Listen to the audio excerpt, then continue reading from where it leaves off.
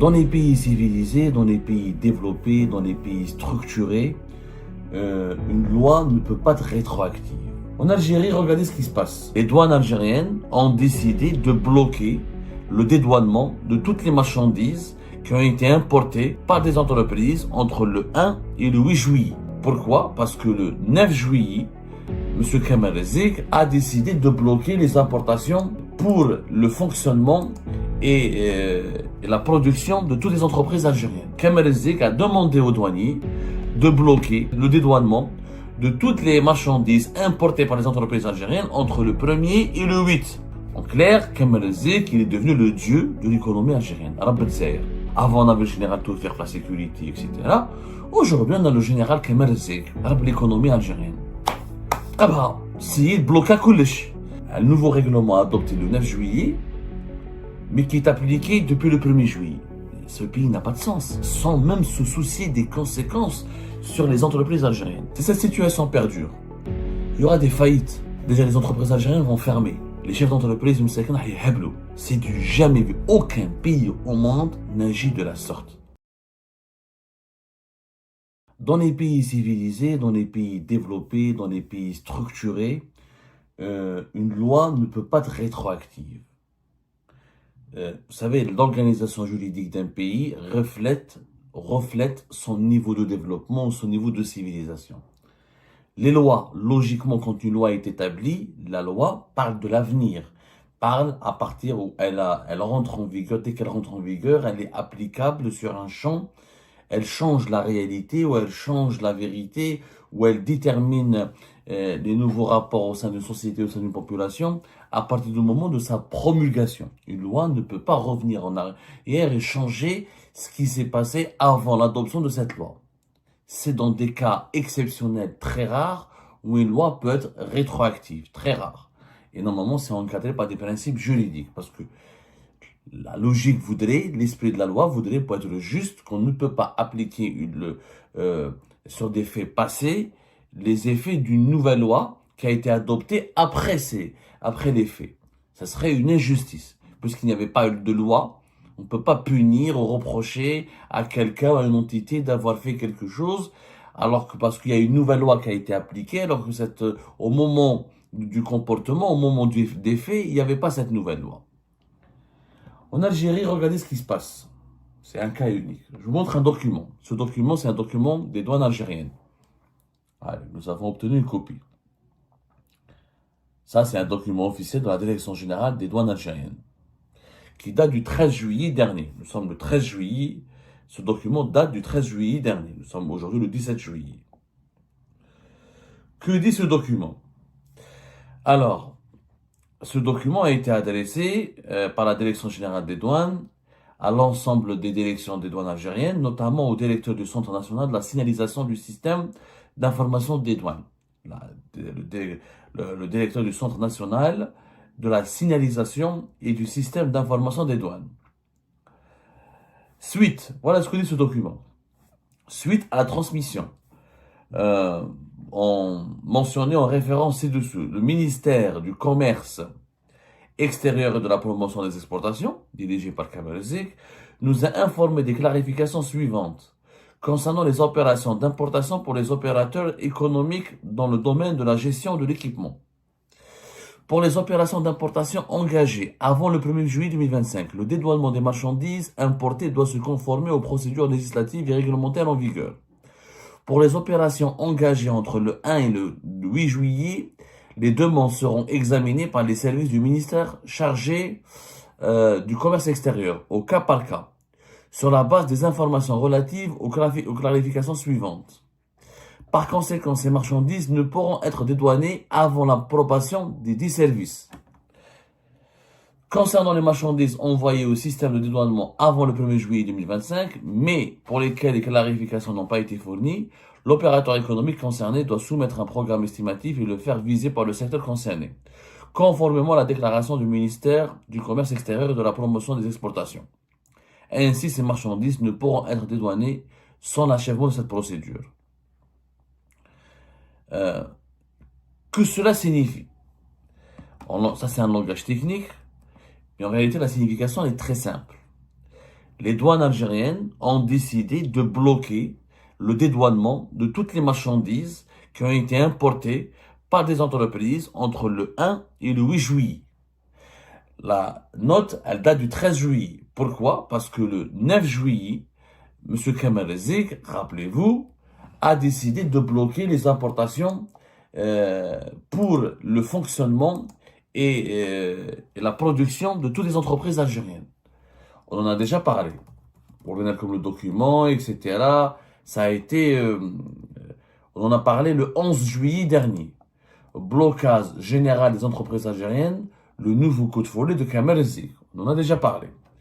Il envoie, c'est même pas lui qui envoie, c'est une note, c'est lui qui demande à une association qui s'appelle l'Association professionnelle des banques et des établissements financiers, la BEF, le 9 juillet dernier, il leur impose des nouvelles conditions. Il dit aux banques, vous n'avez plus le droit d'ouvrir des lignes de crédit, ni de financer les opérations d'importation des entreprises algériennes si ces entreprises ne sont pas, leurs programmes d'importation ne sont pas communiqués préalablement au ministère du Commerce extérieur pendant, et le programme de importations doit couvrir la période de 6 mois, tout le deuxième semestre de l'année 2025, et il faut la validation de ce programme d'importation par le ministère du Commerce extérieur avant de pouvoir aller vers les banques et d'ouvrir des lignes de crédit ou de demander des financements pour opérer ou pour réaliser une opération d'importation. Ça a été le 9 juillet dernier. Et Kamal Rezik, dans une autre note, la même de la BEF, il demande aux banques algériennes, à travers la BEF, toujours de bloquer toutes les opérations d'importation des entreprises algériennes ou toutes les demandes d'ouverture de lignes de crédit pour les opérations d'importation des entreprises algériennes initiées depuis le 1er juillet. C'est-à-dire qu'il prend une note, c'est-à-dire qu'il prend une décision à travers une note officielle le 9 juillet, mais il l'applique sur tout ce qui s'est passé depuis le 1er juillet, effet rétroactif. Et les douanes algériennes ont été la même chose, comme les banques, soumises à la même interdiction, au même régime, au même fonctionnement, aux mêmes instructions. Kamal Rezik a demandé aux douaniers de bloquer toutes les marchandises, le dédouanement de toutes les marchandises importées par les entreprises algériennes entre le 1er et le 8. Pourquoi? Parce qu'elles doivent passer par le ministère du Commerce, elles doivent demander la validation du ministère du Commerce, elles doivent demander au ministère du Commerce la bénédiction, une certaine validation pour pouvoir reprendre leurs marchandises. Sauf que ça n'a aucun sens. Non seulement c'est arbitraire, on n'a pas le droit d'appliquer ou d'imposer un effet rétroactif à une loi qui vient d'être instaurée à peine. Normalement, une loi ou une mesure réglementaire adoptée le 9 juillet, elle réglemente tout ce qui va se passer après le 9 juillet. On ne peut pas revenir en arrière et pour dire tout ce qui s'est passé avant le 9 juillet, de se conformer à cette nouvelle mesure réglementaire obligatoire à partir du 9 juillet. C'est un non-sens absolu. La conséquence, c'est quoi? C'est que les entreprises algériennes qui ont importé, ils ne peuvent pas dédouaner leurs marchandises. Ça veut dire quoi? Ça veut dire que leurs marchandises seront bloquées dans les ports. Et les navires qui sont arrivés, et des navires, les marchandises, ou ils sont débarqués dans les ports, ou ils sont bloqués dans des ports secs, ou là dans des cargaisons, ou dans des conteneurs sur les quais des ports algériens, ou dans des ports secs, ou tout simplement, ils n'ont pas été encore déchargés et se trouvent à bord des navires. Du coup, toutes les marchandises qui ont été censées être dédouanées entre le 1er et le 8 juillet sont bloquées par les douanes algériennes. Personne ne peut dédouaner quoi que ce soit, donc aucune entreprise ne peut récupérer ces marchandises et les opérateurs économiques devront donc se débrouiller pour payer les conséquences financières. Ces marchandises, si elles restent au niveau d'un port sec, il y a des frais à payer. Si ces marchandises restent au niveau on parle de frais de magasinage au port, ça peut coûter plusieurs millions de dinars. Si ces marchandises sont bloquées au niveau des navires qui étaient censés les ramener vers les ports algériens, on parle de cerises taries. Et les cerises taries, il faut les payer en devises. Et c'est des milliers, voire des centaines de milliers d'euros par jour. Donc les entreprises algériennes ont été, Kamal Rezik les a bloquées au niveau des banques. Elles ne peuvent plus importer sans sa propre bénédiction, sans sa propre validation, sans sa propre autorisation. En plus, il les a bloqués au niveau du dédouanement, au niveau des douanes algériennes, où elles ne peuvent pas dédouaner leurs marchandises, ni les récupérer sans sa propre bénédiction, sans sa propre validation, sans sa propre autorisation. En clair, Kemal Zik, il est devenu le dieu de l'économie algérienne, Rabbet Zahir. Avant, on avait le général Toufer pour la sécurité, etc. Aujourd'hui, on a le général Kemal Zik, Rabbet l'économie algérienne. C'est bloqué كلش. Maintenant, les entreprises algériennes, et ça, on parle d'importation, encore une fois, des équipements ou des matières premières pour la production. Encore une fois, c'est pas des produits finis. Les entreprises qui ont importé qui ont besoin d'importer des machines, des outils, des pièces, etc., pour le fonctionnement de leurs activités de production ou de la matière première pour la fabrication de leurs produits. Tous ces produits sont bloqués.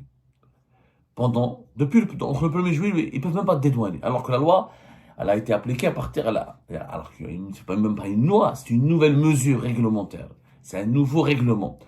Un nouveau règlement adopté le 9 juillet, mais qui est appliqué depuis le 1er juillet. Ce pays n'a pas de sens. Le plus étrange, c'est que Kemal Zik n'est pas Premier ministre. Kemal Zik n'est pas ministre des Finances. Kemal Zik n'est pas le président de la République. Kemal Zik n'est que le ministre du Commerce extérieur. Les banques relèvent de la Banque d'Algérie du ministère des Finances. Les douanes algériennes relèvent aussi du ministère des Finances. Le ministre du Commerce extérieur qui demande aux douaniers ou à la Direction générale des douanes d'agir et de se comporter et d'appliquer des règlements qui émanent de sa volonté, qui émanent de son autorité. Or, le ministère du Commerce extérieur n'a pas d'autorité à exercer sur les douanes. Le ministère qui exerce une autorité sur les douanes algériennes, comme le ministère qui exerce une autorité sur les banques et la Banque d'Algérie, c'est le ministère des Finances. Mais Zik n'a aucun ministère. Zik ordonne à tout le monde, il fait ce qu'il veut, il impose ce qu'il veut, comme il veut, sans se soucier de la légalité de ses décisions, ni de sa conformité avec le fonctionnement constitutionnel du pays, ni la pertinence des nouveaux règlements qu'il adopte, sans même se soucier des conséquences sur les entreprises algériennes. Est-ce qu'on pense aux entreprises algériennes? Vous imaginez, vous avez de la marchandise, vous en avez besoin, et c'est encore une fois, il faut préciser, ce ne sont pas des produits finis, c'est ou des matières premières, ou des pièces, ou des équipements nécessaires pour la production. Donc, ils sont bloqués au niveau des ports. Il faut payer, encore une fois, les frais de magasinage, le coût de stockage de ces marchandises au niveau des ports secs, et les surestarés pour les navires étrangers, parce qu'il y a certains navires étrangers, quand la marchandise ne peut pas être dédouanée, il n'y a pas où les mettre dans un port sec, et donc il faudra que ces marchandises restent au niveau du navire. Alors le navire, il doit partir, il doit repartir, il est ralenti. S'il est ralenti, eh ben, l'armateur, il va demander aux entreprises algériennes qui l'ont affrété de le payer, de l'indemniser. Je te le navire, il dit que la marchandise, je t'ai ramené ta marchandise. Ton pays, tes autorités ne veulent pas la prendre, ne veulent pas la dédouaner, c'est pas mon problème. Toi, tu m'as fait venir ici, tu me payes. Ce sont des millions d'euros qui en quelques jours seront délapidés et gaspillés. Pourquoi? Parce qu'il y a un monsieur qui s'appelle Kemal Zik qui se prend pour pire que le général Toufer, et qui décide de bloquer tout le monde en toute illégalité. Il n'est ni Premier ministre, ni ministre des Finances, ni président de la République, et il adopte des comportements de voyous. Il prend des règlements qui datent, il demande un effet rétroactif à des lois, alors c'est illégal. Il commande des institutions qui ne relèvent pas de son autorité. Il se mêle de certains secteurs qui ne relèvent pas de son autorité. Il ne consulte pas les autres membres du gouvernement. Il ne se concerte pas avec les autres membres du gouvernement. Et le pire, il ne consulte même pas les entreprises. Les entreprises, il ne tient même pas rigueur des besoins vitaux des entreprises algériennes. Si cette situation perdure, il y aura des faillites. Déjà, les entreprises algériennes vont fermer. Parce qu'elles ne peuvent pas payer les surestarés, les frais de magasinage au port, ne pas travailler, ne pas produire, être bloqués On va raconter tout à l'heure plus tard la situation, comment elle prévaut au niveau du ministère du Commerce. C'est une anarchie totale. Chaque jour, des centaines de personnes vont au ministère pour demander des renseignements, etc. Il y a eu de l'anarchie, il y a eu de la tension, il y a un climat délétère. Délétère. Les chefs d'entreprise, c'est du jamais vu. Aucun pays au monde n'agit de la sorte. Même dans les États voyous, ils ne font pas ça. Bloquer des entreprises comme ça, du jour au lendemain, sans aucune justification. Il n'y a aucune loi, aucune justification légale ne permet ce blocage. Il n'y a pas de devise dans le pays, il n'y a pas de réserve de gens, ce n'est pas la faute aux entreprises. Ce ne sont pas les entreprises qui sont aux commandes des finances publiques. Jusqu'à preuve du contraire, les entreprises privées comme les entreprises publiques ne commandent pas les réserves de change, ne gèrent pas les réserves de change. Si les réserves de change ont fondu d'une trentaine de milliards de dollars en 2 ans, une année et demie, c'est pas de leur faute. S'il y a des déficits publics importants, c'est pas de la faute à l'entreprise. L'entreprise, quelles sont ses obligations? Payer ses cotisations salariales, payer ses impôts, payer les déclarations auxquelles elle est soumise, payer ses salariés, et produire et contribuer à la croissance économique du pays. C'est ça leur obligation. Mais on est en train de faire payer aux entreprises algériennes la gestion défaillante du pays. Et on bloque tout le monde, et on revient en arrière pour bloquer en se basant sur une loi qui a été adoptée bien plus tard, ce qui n'a aucun sens.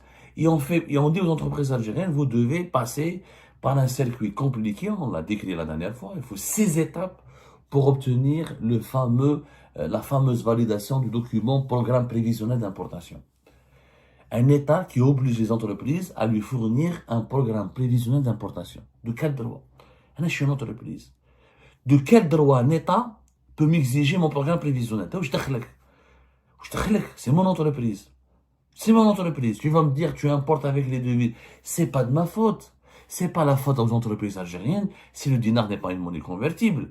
Si les devises pour les importations, pour financer les importations sont issues des réserves de change. C'est pas de sa faute. L'entreprise n'est pas comptable, elle n'est pas responsable du mode de gouvernance économique du pays.